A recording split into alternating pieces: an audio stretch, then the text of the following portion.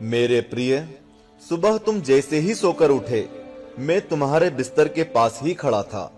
मुझे लगा कि तुम मुझसे कुछ बात करोगे। तुम कल या पिछले हफ्ते हुई किसी बात या घटना के लिए मुझे धन्यवाद कहोगे, लेकिन तुम फटाफट चाय पीकर तैयार होने चले गए और मेरी तरफ देखा भी नहीं। फिर मैंने सोचा कि तुम नहा के मुझे याद करोगे, पर तुम इस उधेड़बुन में लग गए कि तुम्हें आज कौन से कपड़े पहनने हैं। फिर जब तुम जल्दी से नाश्ता कर रहे थे और अपने ऑफिस के कागज इकट्ठे करने के लिए घर में इधर से उधर दौड़ रहे थे, तो भी मुझे लगा कि शायद अब तुम्हें मेरा ध्यान आएगा, लेकिन ऐसा नहीं हुआ। फिर जब तुमने ऑफिस जाने के लिए ट्रेन पकड़ी, तो मैं समझा कि इस खाली समय का उपयोग तुम मुझसे बातचीत करने में करोगे, पर तुमने थोड़ी देर पेपर पढ़ा और फिर खेलने लग गए अपने मोबाइल में, और मैं खड़ा का खड़ा ही रह गया।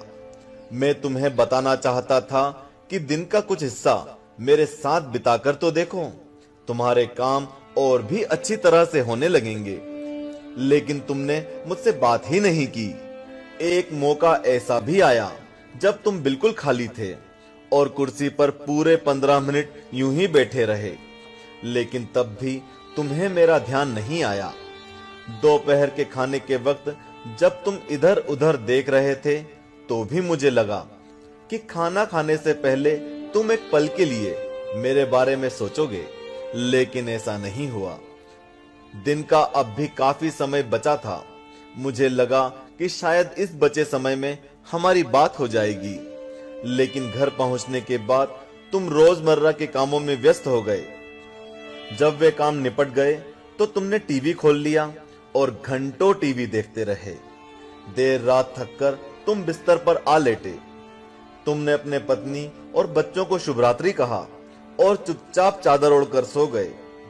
मेरा बड़ा मन था कि मैं भी तुम्हारी दिनचर्या का हिस्सा बनूं, तुम्हारे साथ कुछ वक्त बिताऊं, तुम्हारी कुछ सुनूं, तुम्हें कुछ सुनाऊं, कुछ मार्गदर्शन करूं तुम्हारा, ताकि तुम्हें समझ आए कि तुम किस लिए इस धरती पर आए हो और किन कामों में उलझ गए हो।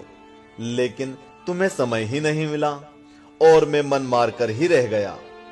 मैं तुमसे बहुत प्रेम करता हूं।